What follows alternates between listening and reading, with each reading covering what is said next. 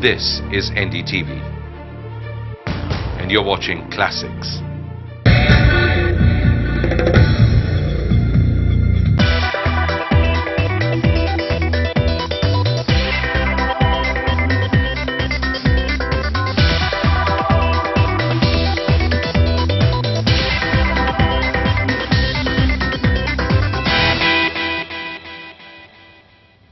Hello and welcome to India's IT and BPO capital.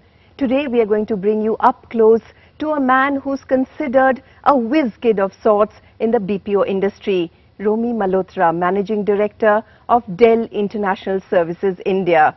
Romi has been scripting the BPO growth story in India for the last 7 years, and today he drives the Dell Dream Machine in India. We are going to begin the day today at his house in Whitefield, a leafy suburb in Bangalore, where the rich and famous now live.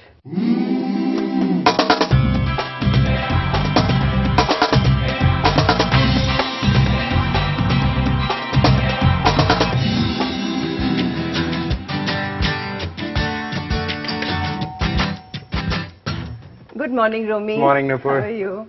Welcome. Lovely. That's lovely, my wife. Yeah, lovely. That's my little one, Tanvi. Okay. Hi, Tanvi. Say hi. Hello, Tanvi. Simran. And that's Simran. Hi, Simran. My other one. Hiding behind the mug. Are you getting ready to go to school? Yeah? Okay. So, does Papa get to spend a lot of time with you in the morning before you go to school? No, he doesn't. No. Oh, bad Papa. That's part of the industry, you see. That's right, yes. This is a 24/7 job. So how much time do you actually get with these lovely children and your one lovely wife? Well, weekends when I'm not traveling. Okay.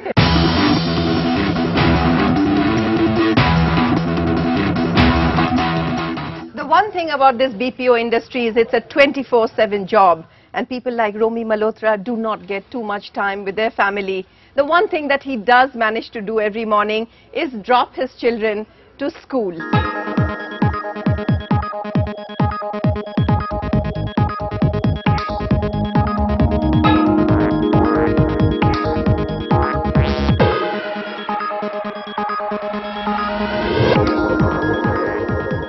So Romi, right now it doesn't feel like you're going to have such a stressful day, yeah? With all sorts of business meetings. Not yet. So this is a real chill out time with the kids, and right? This is. Yeah. This is. And it's very precious.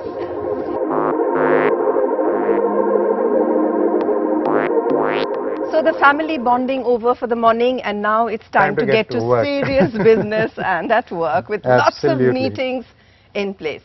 Okay, Romi.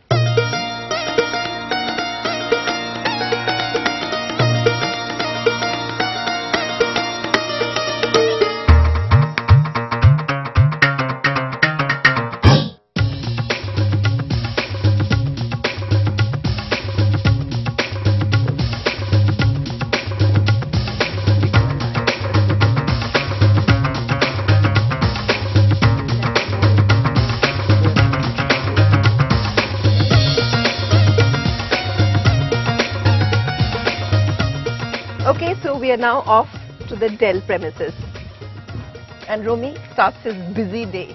Well, normal day.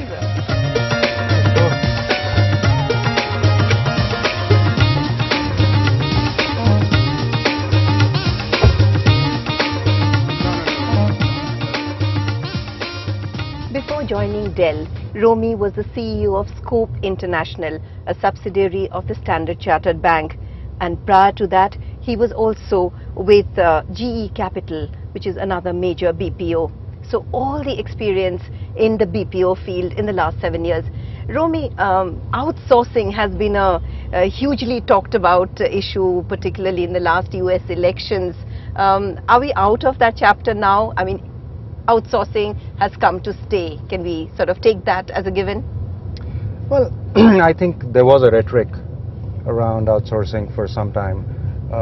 Having said that, it's part of life.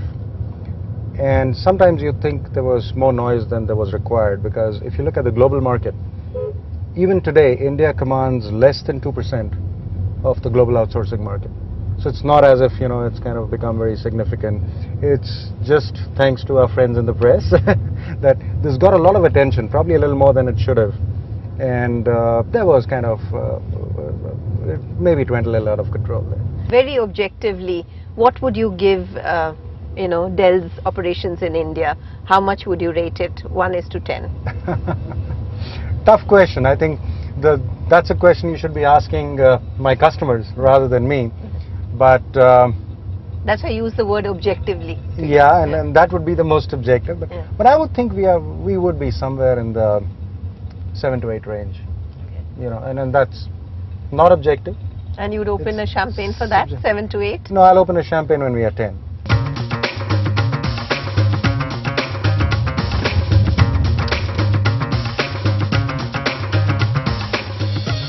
Dell opened its captive outsourcing center in Bangalore in 2001. It was such a success that it went on to open another one in Hyderabad in 2003. Later this month, in Chandigarh, it opens yet another outsourcing center. Of the total Dell employee strength of 50,000, 7,000 are from India alone.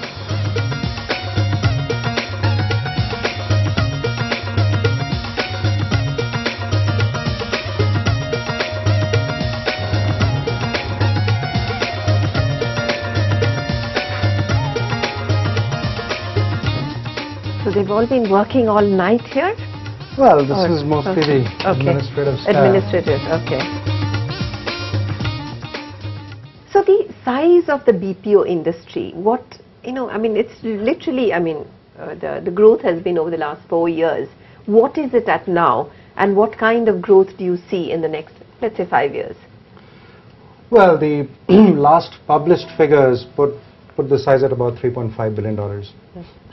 And that is something that, it almost started from scratch about 4 to 5 years back. Right. It's grown to about $3.5 billion right now. Right. The BPO industry, if you look at the McKinsey report, which probably is the only published data on this, it estimates that by 2008, this industry will be about $21 billion. Okay. So there's a lot of headroom. There's a lot more to come. Clearly, the pace is scorching, and it will continue. What are some of the hurdles still which the BPO industry is facing? Take telecom, for instance. We still pay more than the most competitive international bandwidth costs. Let's say a big piece of what India does business with is the US. So the cost of telecoms between India and the US has come down substantially. It's come down by more than 60% in the last few years, but it still is much higher than what it should be. So as that comes down, India becomes more competitive. So that's kind of one challenge, if you may. The second thing is infrastructure. Currently BPO companies are clustered around 3 or 4 large cities, whether it is the NCR or the Gurgaon area, whether it is Bombay and Navi Mumbai, whether it is Bangalore, whether it is Pune, Hyderabad. These are some of the clusters where all these companies are coming up. The reason is twofold. One, connectivity, which means having international airports where people can come in, go out, do all of that. That's right. 2 is basic infrastructure in the city, which can attract people from outside to come and work there. Right. So, these are some of the things so that's the second big challenge we have. Even these cities are now struggling. You look at Bangalore and what's happening here. Right. It's a classic example of not keeping pace with the growth. That's right. So that's the second one. A third challenge continues to be, today we just take people from colleges and train them. We spend an enormous amount of time and effort and money in training these people. Instead of doing a graduation for 3 years or 4 years that they do today, if part of what we teach them after they come out could be taught as part of the curriculum for the industry, that would mean that the quality and the availability of talent just explodes. Right. So that's going to be another thing that's kind of going to hit us probably in the coming few years, where the amount of money we need to spend on training fresh graduates is just huge. So these are 3 broad areas where, if we can get our act together, 20 billion is not a stretch. Okay.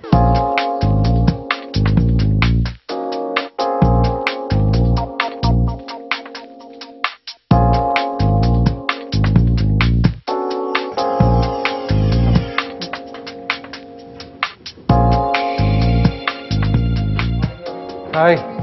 How are you guys doing?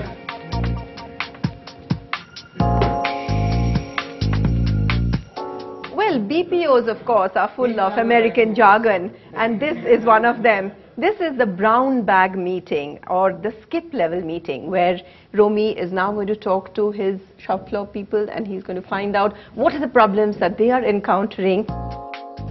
People do associate it with a lot of learning. People associate it. You guys don't believe that's an issue. So it's something that is already under. I think we should be focused on it. Okay, basic concept for those of you who are coming here for the first time. We've left the brown bag meeting venue now and left Romi with his employees to do a real heart-to-heart on what the challenges are before Dell.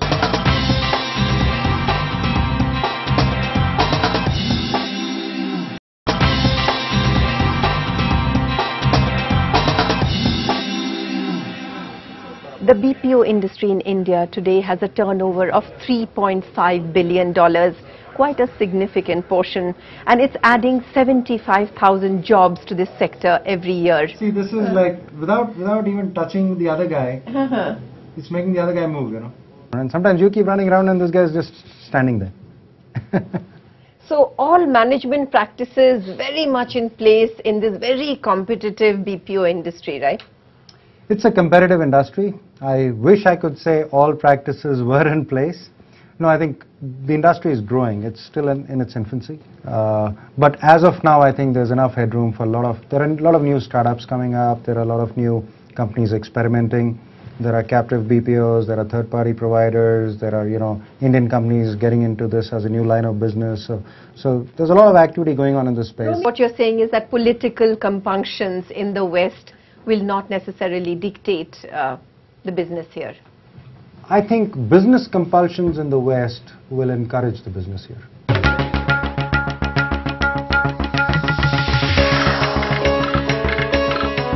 Look at this trophy. It says bystanders, champions, weak links and loose cannons. Now the strategy at Dell is that you have to come into this square, which is the square for champions.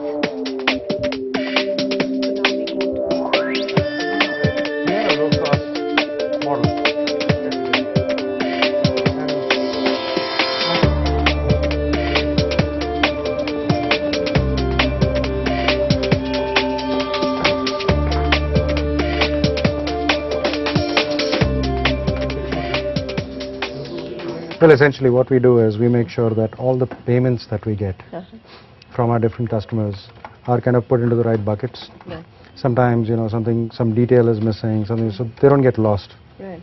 So part of what we do here is make sure that the payments go into the right bucket. So that's basically what he's doing here. Do you find poaching a major problem in this industry, that you train and some other guy gets to, use your training, poach these employees? Does that happen often? Fortunately, most of the larger and more established players understand the need to build the talent within, etc. Right. So most people would invest in training. Right. However, there are some fly-by-nights, there are some smaller companies which come in. How do you actually ensure that there is brand loyalty? Well, how do we ensure that? How do you ensure that she stays here with you and doesn't? Well, you got to ask her that. Now, what are the things that you do? What are we do your a lot of programs? A lot of programs. I mean, it starts by just working for a company like Dell. I mean, we just got voted the most admired company in the US, the third most admired company worldwide. So obviously there are a lot of things that lead to that. Right. That's one. Two, there's a lot of career growth. There's a lot of development. We're still in a growth phase, so there are a lot of opportunities, both here and overseas, that people can bank on. Three, there are a lot of programs. You can see those balloons up for celebrations, and a lot of celebrations, a lot of live comes up. So fun events, all of that. We got a gym in the building.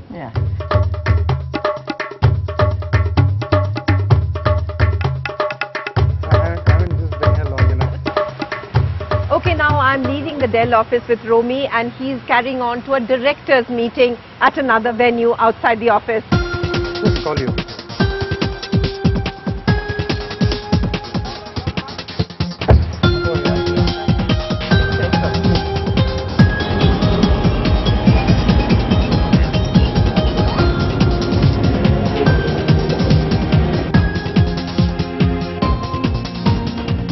So it was one big leap that I think what you guys have delivered has made in the minds of the leadership there.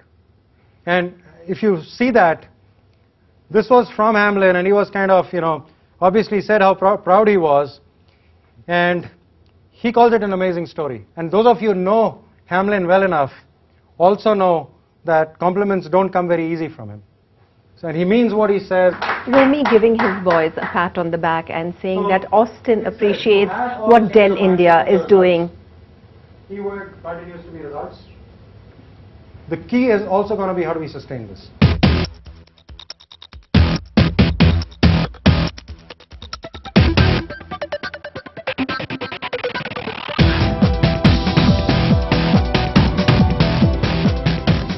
Romi, why this all-male managerial Guilty. presence? Guilty.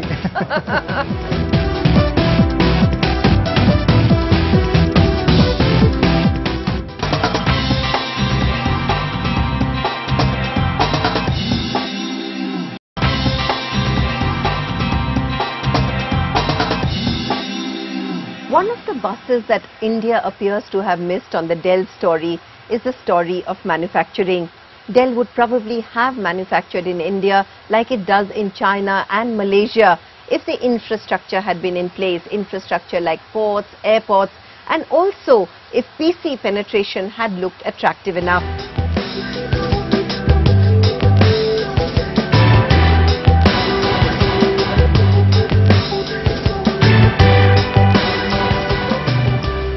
Tell me, Romi, what makes you such a whiz kid in the BPO industry? Oh, no, I'm not a whiz kid. I just happen to be at the right place at the right time, I guess.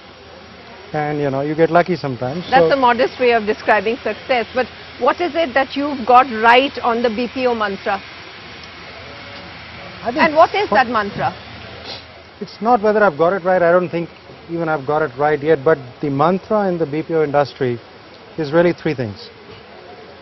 One, it's people, because this is not about machines and schedules and it's about people, and it's about intelligent people.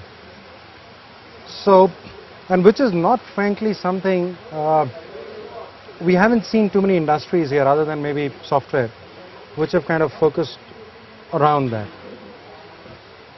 Two, all your customers are overseas, so you've got to be fairly international in your approach. You've got to have a global mindset.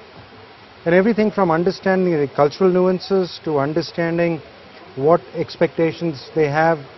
Because the truth is, by global standards, standards in India don't measure up very often. Whether it's customer service, whether it's, just expectations, whether it is just culturally pushing back, so global mindset is another key driver to this whole thing. And I think the third one is all about making sure that you're creating a robust model. It's not okay, just because you can do this cheaper. Today we can do this cheaper. Tomorrow there could be some other country which comes and does it cheaper. So how do you make this whole model more robust? Which is, how do you train? How do you invest in training people? One of the questions which I think you people have been asked often enough is, why isn't Dell manufacturing here? I know it's a touchy issue with Dell, but... No, it's not touchy. It's just a question of, one, the size of the market, two, what it takes to set up a manufacturing plant. So one is critical mass of the market in India. Two is all the logistics and everything else that go with it. And frankly, you had to put up a plant somewhere. And we did evaluate India some time back before we put up a plant in Malaysia. So it was on the list, you had to go somewhere. Well, it went to Malaysia. So what are the disadvantages? Why isn't India working? Well, I guess everything is relative. Everything is kind of, infrastructure. Infrastructure, absolutely. Whether it's ports, whether it's customs duties, whether it's dealing with the bureaucracy, whether it's, that whole piece. That is clearly one of the things we evaluate. Then, of course, there are other stuff that we keep doing in terms of critical mass in the market that we are. Benefits that we can get from different governments, subsidies, incentives, etc., etc. So it's a fairly complicated process, which you get down to, figuring out. But I think the key is India does have a strength today with the intellectual capital that the country has. And I'm glad we are, as a company, leveraging that.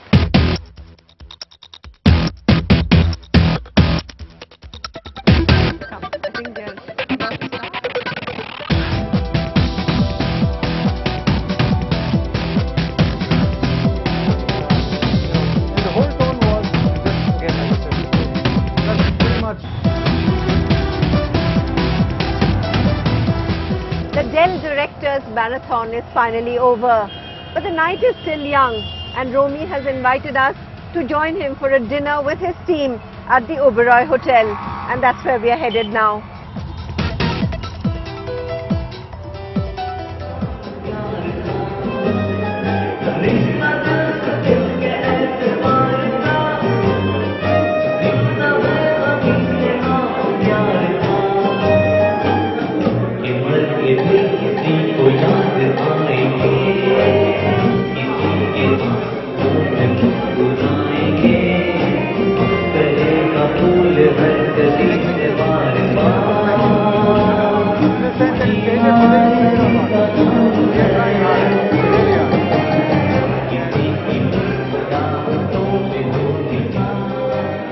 The Dell story in India is good, but after spending 24 hours with Romi Malhotra, we've realized one thing: he and his team want to make it even better.